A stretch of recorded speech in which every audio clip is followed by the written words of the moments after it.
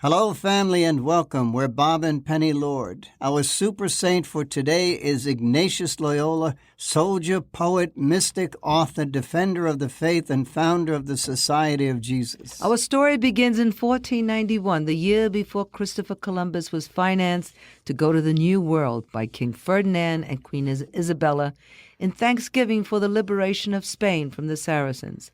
For nearly 700 years, Spaniards could not worship in Catholic churches. They were not allowed to receive the sacraments. Religious and clergy were exiled, imprisoned, or killed. All mention of Jesus was forbidden under the penalty of death.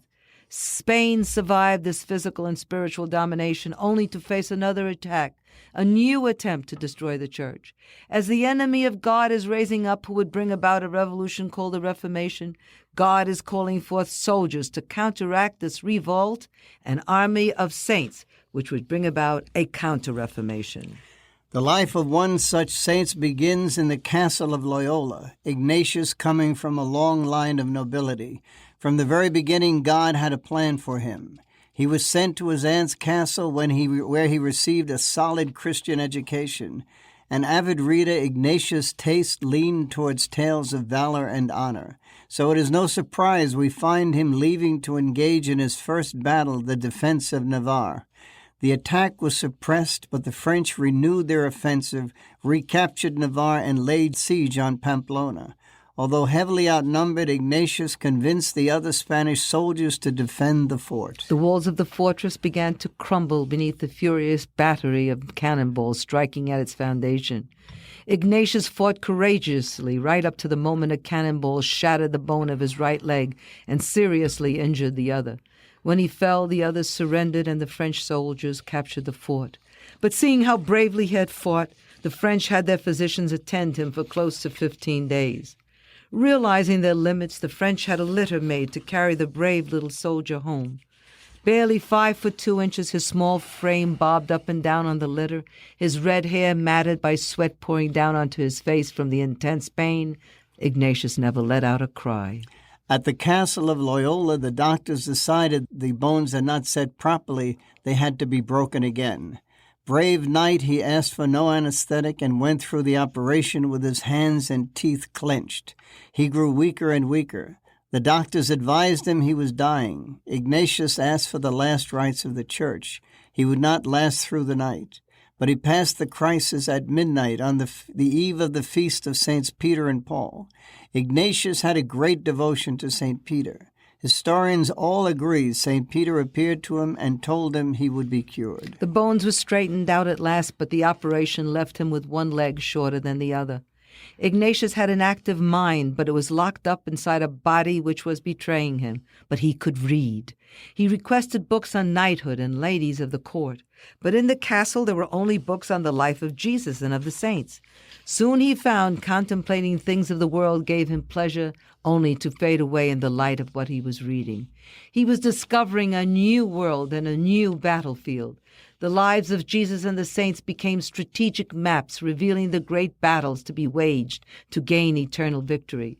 All the vain glory he had sought in the past went up like so much smoke when discovered there was only one true lasting glory, a soul pure and like unto God. As Ignatius was pleading with God to show him he had accepted him, a tremor shook the house. He took this as a sign God was showing him it was he directing his life.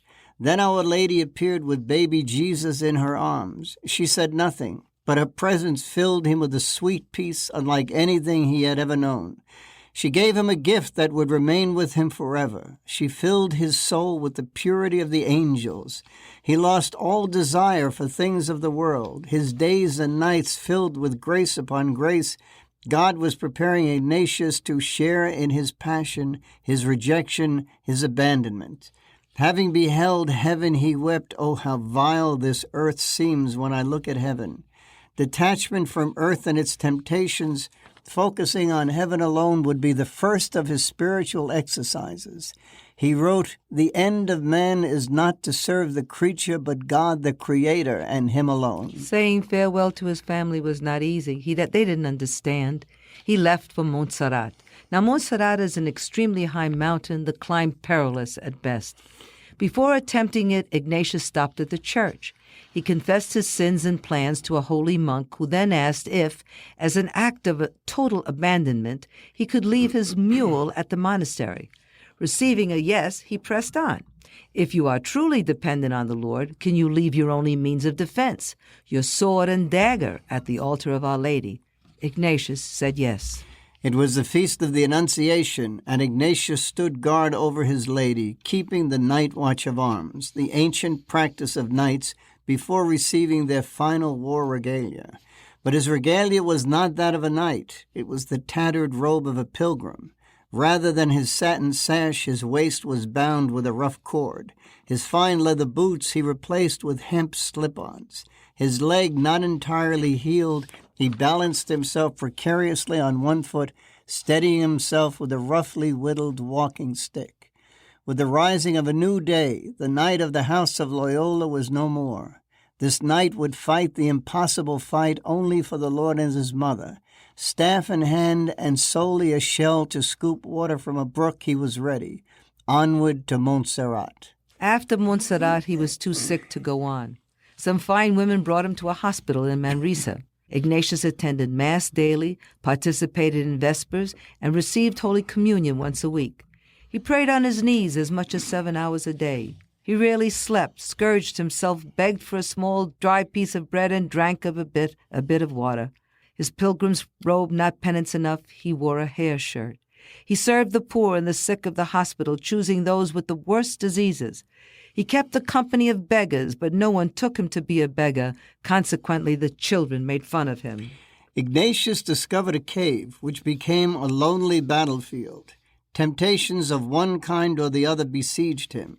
One of the severest duels of his life, it seemed as if he were fencing with the Prince of Darkness himself, God's holy night, falling only to rise to fight another battle.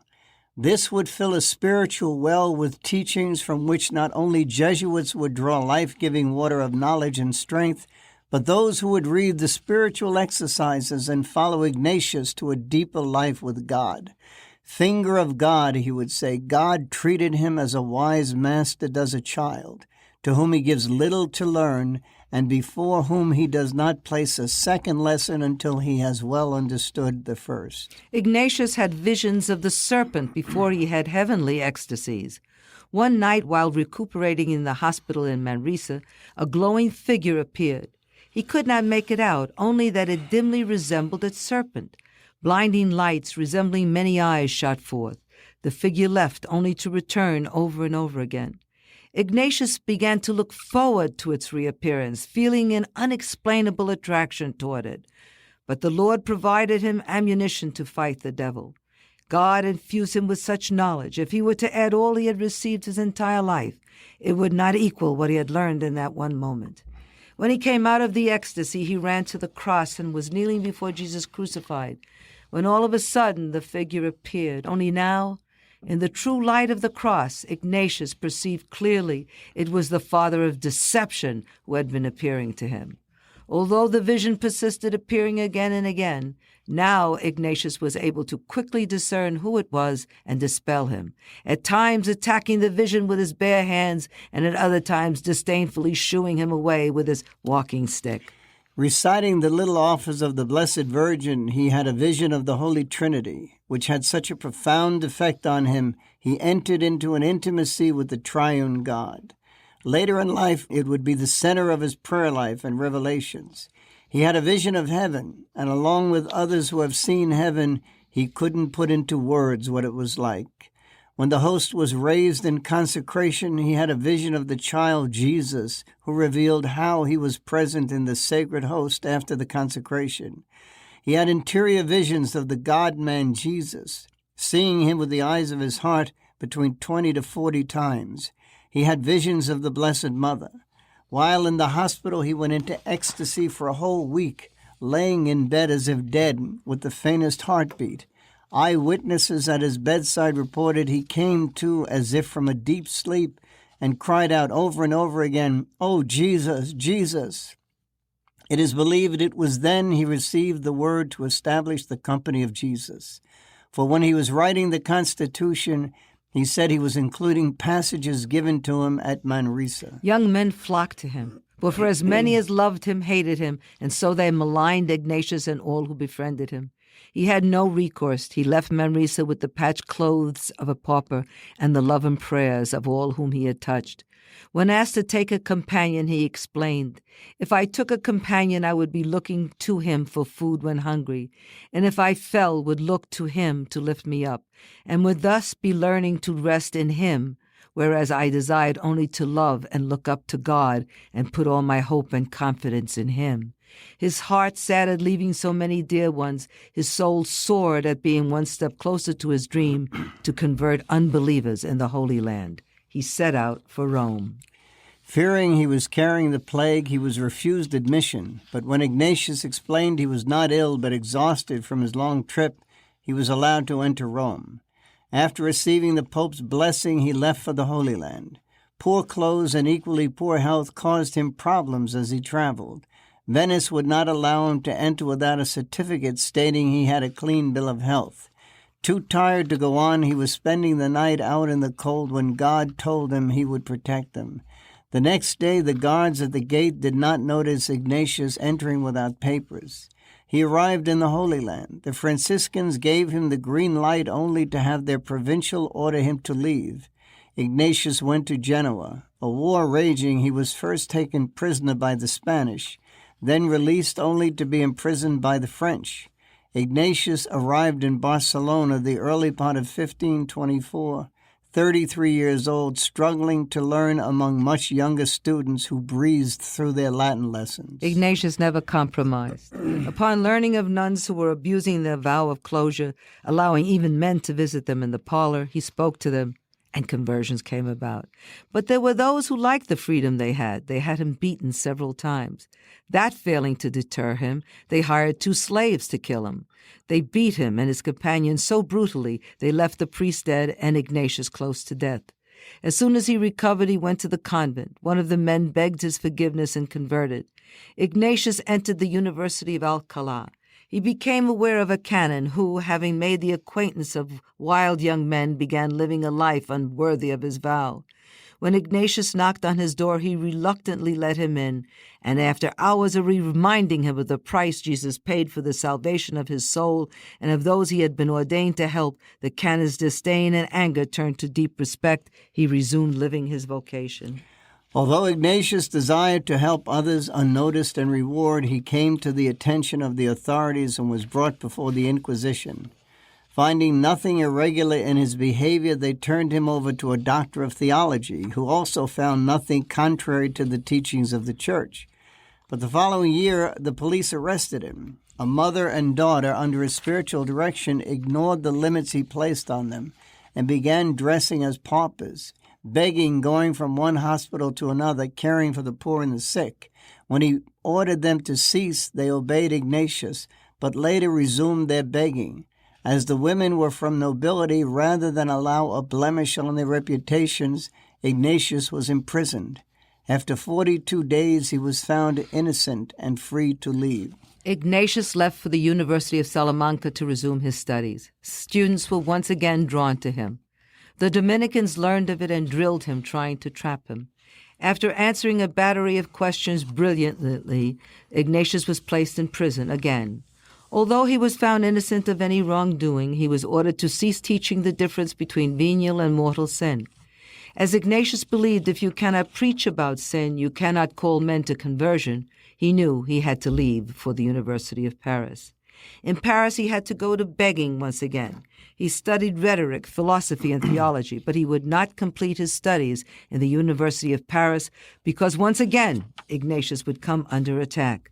Ignatius was 44 years old.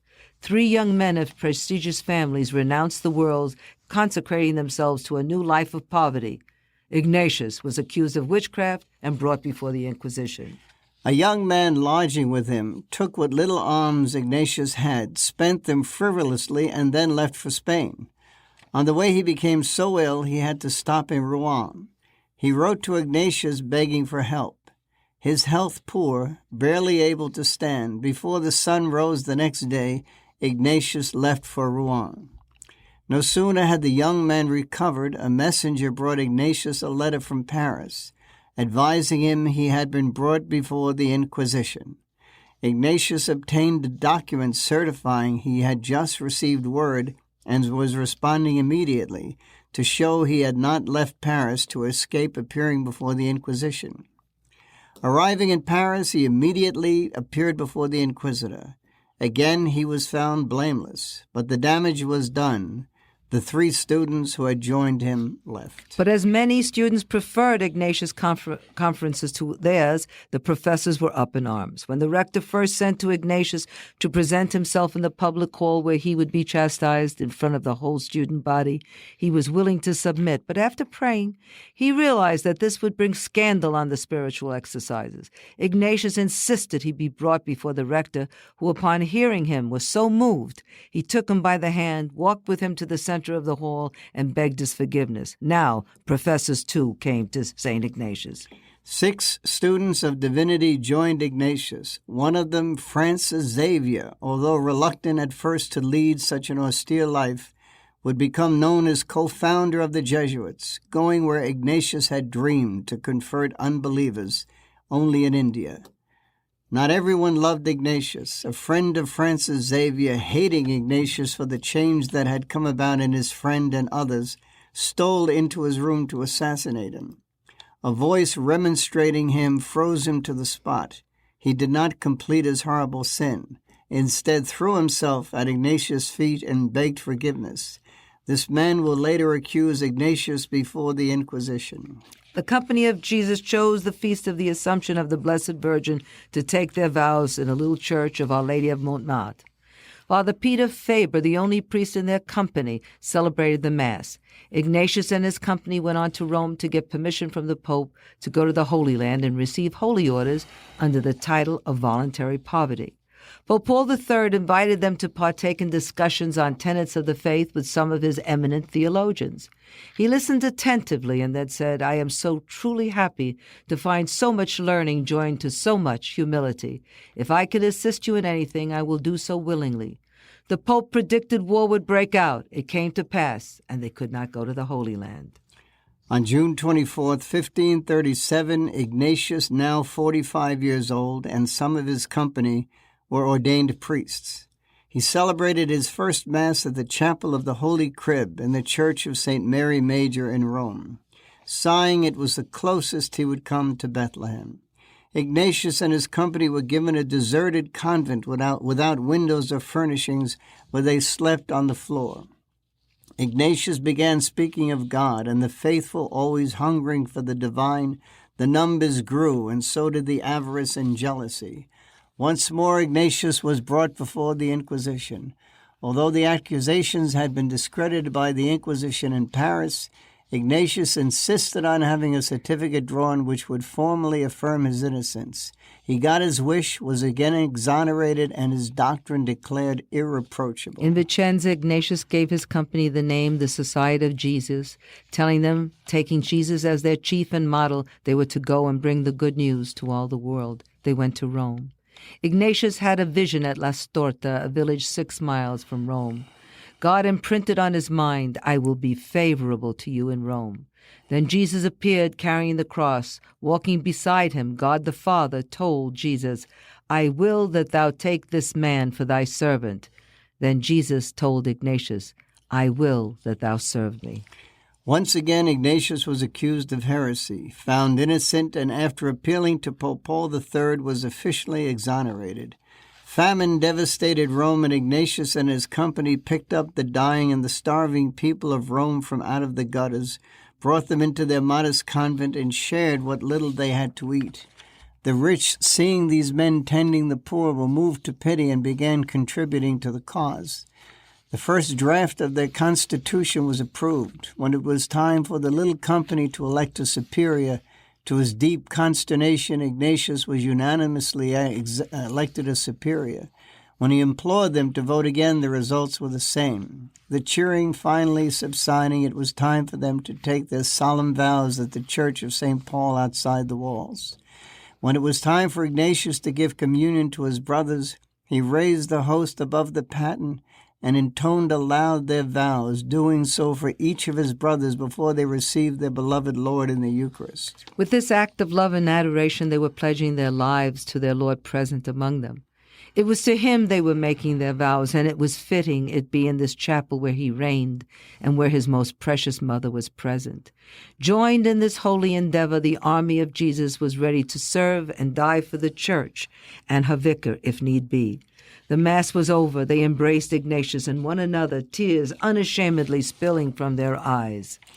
The vow they had taken is the following: I, the undersigned, promise to God Almighty and to the Pope, his vicar upon earth, in the presence of the Blessed Virgin, his mother, and in the presence of the Society, perpetual poverty, chastity, and obedience according to the form contained in the bull of the Society of our Lord Jesus Christ, and in the constitutions already published or which shall be published afterwards.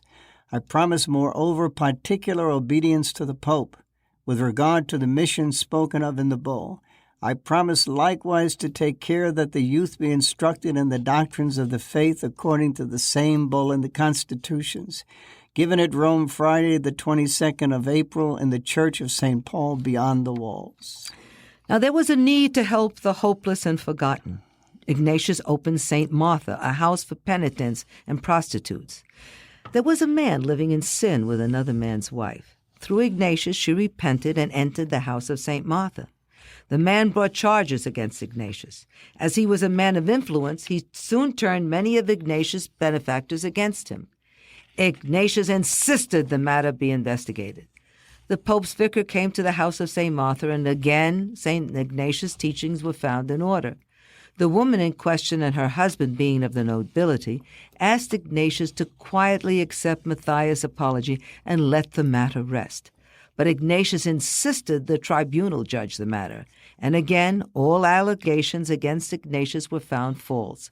Matthias was chastised by the court and made to absorb the costs of the tribunal. He converted and became a benefactor. Ignatius founded a house for catechumens. The priest in charge of the house, because of jealousy, filed false charges, accusing him of heresy and breaking the seal of confession. The result was the priest was found guilty of wrongdoing. He lost his faculties. The court sentenced him to life imprisonment, but through Ignatius' intercession it was reduced to exile. Early in 1555, Ignatius began to show signs of going home. Although most of his life he was on the edge, holding on with his fingernails, this was different. He had no more to give, but give he would till he closed his eyes for the last time. In 1556, his days numbered, he wrote to a dear friend, promising to continue praying for her godson only soon in heaven. As if leaving his last will and testimony, he told his company, I have desired above all others three things, and thanks to God I see them all accomplished, that the company should be confirmed by the Pope, that the book of spiritual exercises should be approved by the Holy See, and thirdly, that the Constitution should be completed and observed by the whole society. The day before he died, he asked Father Polanco to send a message to His Holiness that he was dying, and to ask him for a blessing for himself and Father Olav, who was also dying. He said to tell His Holiness that if he had the grace to go to heaven, he would pray for him as he did on earth while alive. Thinking he was not seriously ill as he talked with them and ate a good meal that evening, Father Polanco thought it best to wait until Friday to notify the Holy See. But the next morning it was obvious the Holy Knight was dying. His agony lasted a short time. The Pope was notified and with much grief gave him the apostolic blessing for his last voyage home. Ignatius went peacefully to his beloved Mother Mary and her son Jesus. It was the last day of July 1556. Ignatius, priest, founder, and knight, was canonized in 1622. Sleep well, loyal and holy knight of the papacy. Sadly, there is not enough time to go into all his struggles, being accepted and then rejected, accused and then exonerated to be accused again. But through it all, he remained a loyal son of the Church. Born at the same time as one of the deadliest movements to attack Mother Church, God raised up a giant. He truly was a servant of Jesus. I know of no one in the history of the Church who had more reason to give up But Ignatius persisted. A soldier, he fought the impossible fight and left his sons this heritage to challenge and fortify them. Writing about Ignatius of Loyola has brought us to a deeper understanding of our brothers, the Society of Jesus, family of Jesus. We have fallen in love with your founder. There is a popular saying, "What would Jesus do?" Now, when making decisions, ask yourselves, company of Jesus, what would Ignatius do? We love you. We're proud of you. Please load our free Bob and Penny Lord app. Here's how to download our free Bob and Penny Lord app. Simply, with your iPhone or Android device, go to the App Store, search for Bob and Penny Lord app, and download it. It's that simple. Here's what you can do with our free Bob and Penny Lord app. Number one, there's a link to our marketplaces, our websites, our blog, and this podcast. The second link is to our Bob and Penny Lord TV channel, where you can access all of our videos as seen on EWTN, plus a whole lot more. Thank you very much.